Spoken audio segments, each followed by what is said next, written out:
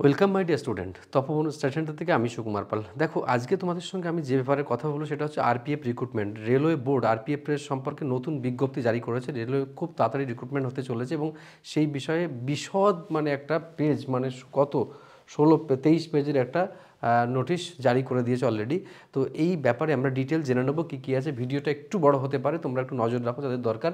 তো আরপিএফ নিয়ে অনেক তথ্য শুনছিলাম বা আরপিএফ নিয়ে আমাদের ভিডিও প্রোভাইড করাও আছে। তো আরপিএফ যারা বসতে চাও, কনস্টেবল এবং এসআই পদে যারা বসতে চাও, তাদের জন্য এই ভিডিওটা অবশ্যই মহত্বপূর্ণ হতে চলছে।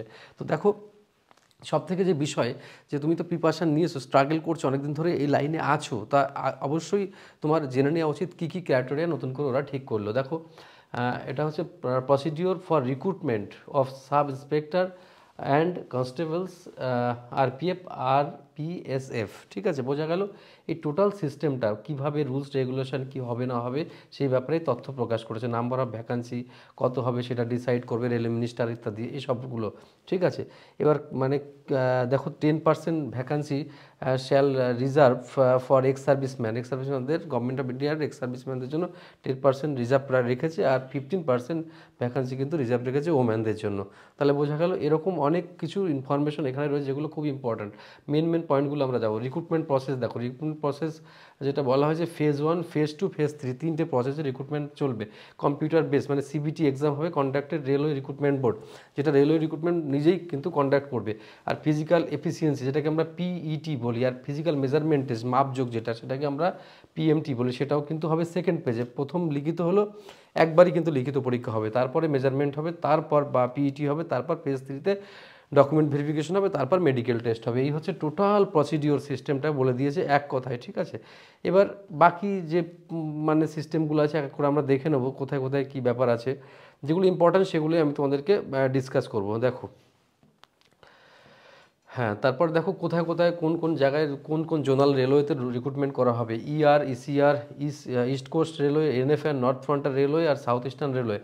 আর ওয়েস্টের হচ্ছে WR Western Railway, West Central Railway, ACCR. তারপর নর্থে হচ্ছে এইসব জায়গাগুলো রয়েছে, এসব মোটামুটি হবে। ঠিক আছে, আর মেনলি 4টে যে নোডাল সেটা ওখানে দেওয়া আছে। এটা তো নিশ্চয়ই বুঝতে পারলে, যেগুলো খুব ইম্পর্ট্যান্ট সেগুলো আমি আস্তে আস্তে সব বলে দিচ্ছি। দেখো, তারপর এখানে আসবো। হ্যাঁ, এবার দেখো, এখানে ভালো করে বুঝে নাও, যেটা হচ্ছে এলিজিবিলিটি ক্রাইটেরিয়া কী হতে হবে। সিটিজেনশিপ হতে হবে ইন্ডিয়ার, সে তো জানো। এডুকেশনাল কোয়ালিফিকেশন হতে হবে, সাব ইন্সপেক্টরের জন্য কোনো গ্র্যাজুয়েট হতে হবে, কোনো রেকগনিশন কলেজ থেকে আর হচ্ছে ইউনিভার্সিটি থেকে।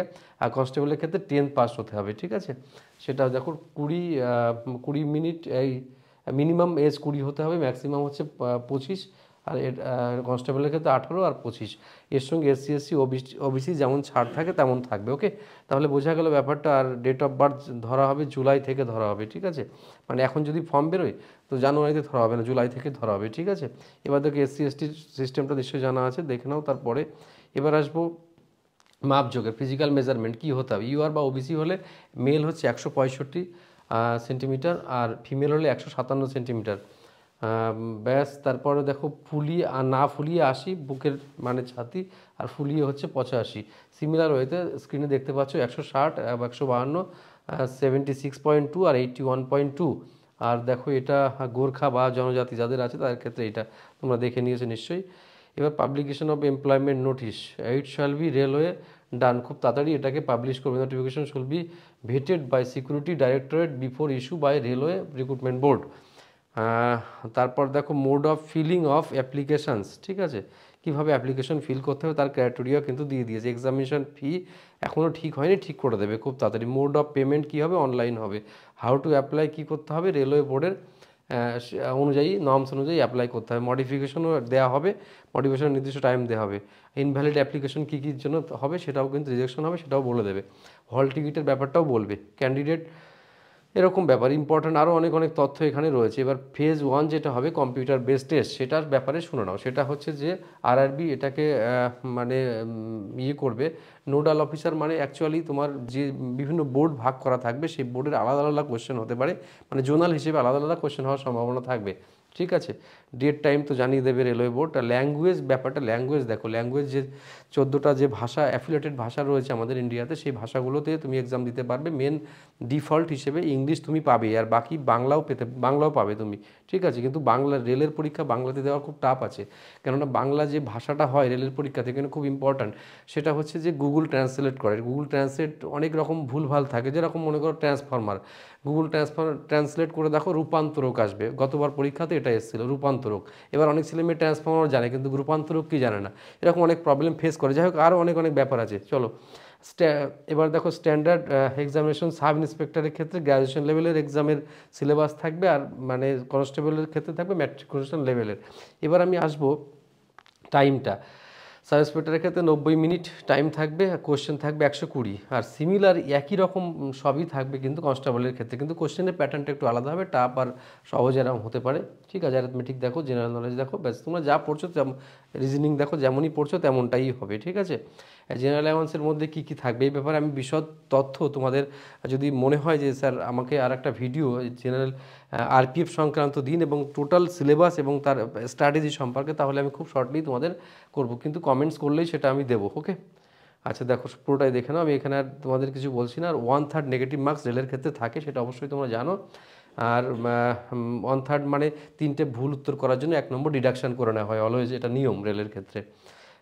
ঠিক আছে, তো পরেরটায় চলে যাচ্ছি। Finalisation process after computer base test, CBT হয়ে গেল, তারপর কল লেটার পিএমটির পিইটি বা পিএমটি মানে ফিজিক্যাল এফিসিয়েন্সি টেস্ট বা ফিজিক্যাল মেজারমেন্ট টেস্টে দেওয়া হবে। তারপর কিন্তু তোমাকে মার্ক যোগের পরে আবার তোমার কি হবে, মানে যে সিস্টেম 4টে সিস্টেম বলেছিলাম, যে তারপরে সার্টিফিকেট ভেরিফিকেশন, তারপর তোমার মেডিকেল টেস্ট হবে, ঠিক আছে। রেজাল্ট শুড বি পাবলিশ, যেমনভাবে পাবলিশ হয় সেটা এখানে কিছু নেই। আমি আর দেখছি কোন কোন ইম্পর্টেন্ট পয়েন্টগুলো তোমাদের কাজে লাগে। হ্যাঁ, এই যে ফেজ 2 ফিজিক্যাল এফিসিয়েন্সি তো বলা হয়ে গেছে তোমাদের এগুলো। এবার দেখো দৌড় যে ব্যাপারটা, সাব ইন্সপেক্টরের ক্ষেত্রে কিন্তু 6 মিনিট 30 সেকেন্ডে দৌড়াতে হবে, ঠিক আছে। আর লং জাম্প দেখো 12 ফুট, আর হাই জাম্প এখানে স্ক্রিনশট নিয়ে দেখে নিতে পারো তুমি পুরোটা। এটাও কিন্তু আমরা ডেসক্রিপশন বক্সে দিয়ে দেবো, ওকে। চলো এর পরে আসবো, আমি আসল তথ্যে আসবো। ফরম্যাট কী কী লাগবে, ফরম্যাটগুলো ডিটেলস এত পড়া সম্ভব নয়। এবার আমি দেখছি আর কি কি দেওয়া যেতে পারে তোমাদের। সেটা হচ্ছে এবার কোয়ালিফাইং মার্ক আছে। মার্কস বলতে কম্পিউটার যে রেজাল্ট হবে না, সেখানে কোয়ালিফাইং মার্কস মানে তুমি ইউআর ওবিসি 42 নম্বর 120-তে পেলে তুমি কিন্তু মানে কোয়ালিফাই করবে। কোয়ালিফাই করা মিন্স মানে তুমি ডাক পাবে এমন নয়, টপ টু বটম নিতে থাকবে। তারপরে তোমাকে টপ মনে করো 500 জন বা 1000 জন বা 2000 বা 10,000 বা 20,000 30,000 যা নেবে ওপর থেকে নেবে। তারপর তুমি যদি 42 বা 44 পাও তাও কিন্তু, বা 45 পাও, তা 50 পাও, তাও কিন্তু তুমি ডাক নাও পেতে পারো। তার মানে তোমাকে বেশি নাম্বার তুলতে হবে, টার্গেটটা রাখতে হবে, ওকে। আচ্ছা, তারপরে দেখো কনস্টেবলের ক্ষেত্রেও একই, জেনারেল ফ্যাসিলিটি সব ঠিক আছে। আচ্ছা, এই যে ব্যাপারগুলো আমরা জানতে পারলাম, এবার আরও কিছু তথ্য আছে, সেগুলো আমাদের অতটা ইম্পর্টেন্ট নয় যদিও। মানে এবার এসসি এসটি অফিসিদের কীরকম মানে ঠিকঠাক সিস্টেম হবে, কি কি লাগবে, ব্যাকওয়ার্ড ক্লাস তাদের কি কি কাজ মানে সার্টিফিকেট দরকার হবে, সব তথ্যগুলো এখানে পরপর তুমি পেয়ে যাবে। আচ্ছা, এবার আমি চলে আসবো একটা মানে অন্য কথায়, ঠিক আছে। এবার যে কথাটায় আসবো সেটা হচ্ছে যে এই টোটাল সিস্টেমটা তোমরা দেখলে, আমি এই ব্যাপারে বিশদ তথ্য বা বিশদ ভিডিও আমি নেক্সট টাইম তোমাদেরকে আপলোড করব।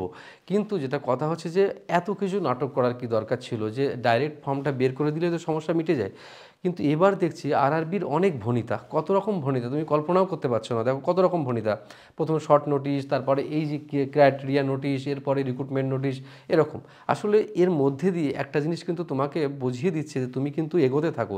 আর তুমি যদি এগোতে না থাকো তাহলে কিন্তু পিছিয়ে পড়বে। পরিস্থিতি এমন একটা জায়গায় দাঁড়িয়ে আছে, তুমি যতটা পারফর্ম করবে ততটাই বেস্ট জায়গায় যেতে পারবে। এটাই মনে হয় রেলওয়ে বোর্ড বলতে চাইছে, যে না এবার ঢাকঢোল পিটিয়ে ভ্যাকান্সিকে অ্যানাউন্সমেন্ট করা হবে। তার অ্যানাউন্সমেন্ট করার আগেও কত রকম পদ্ধতি ইউজ করা হচ্ছে, ঠিক আছে।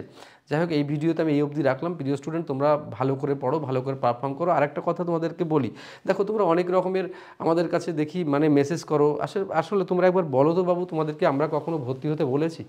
বা তোমরা কখনো তোমাদেরকে বলি যে চ্যানেলটাকে সাবস্ক্রাইব করো, কখনো তোমাদের বলি যে মানে তপবনে এসো, কখনো বলা হয়েছে? তাহলে বাবু কেন তোমরা অকারণে মেসেজ কেন করো? যে আসলে তোমাদের যদি মনে করো এই চ্যানেল দেখতে না ইচ্ছে করে, তোমরা দেখবে না, তাহলে মানে আনসাবস্ক্রাইব করে দাও, কি অসুবিধে? কিন্তু অকারণ মেসেজ করো কেন? তারপরে অনেকে দেখবে এখানে পড়ে না, তারাও মেসেজ করছে যে এখানে পড়তাম অমুক এইসব ব্যাপার, কিন্তু তাদের নাম খুঁজে দেখছি কেউ নেই তারা, ঠিক আছে? যাই হোক, অনেক ব্যাপার থাকে, আমরা কিন্তু ভগবান নই, আমরা জাস্ট পাশের বাড়ি যেরকম একটা তোমার মানে টিউশন পড়ে, আমরাও সেরকম পড়ে, আমাদের বিশাল কিছু হাবভাব নেই, বিরাট কিছু চিন্তাভাবনা নেই, আমরা আমাদের কাজটুকু করি, তাও কেউ আমাদের কাজে ভালো লাগতেও পারে, নাও লাগতে পারে, ব্যাস এটাই আমার কথা। ওকে, বেস্ট অফ লাক, ভালো থেকো তোমরা, তোমাদের সাথে অলওয়েজ রয়েছি, ভালো থেকো তোমরা।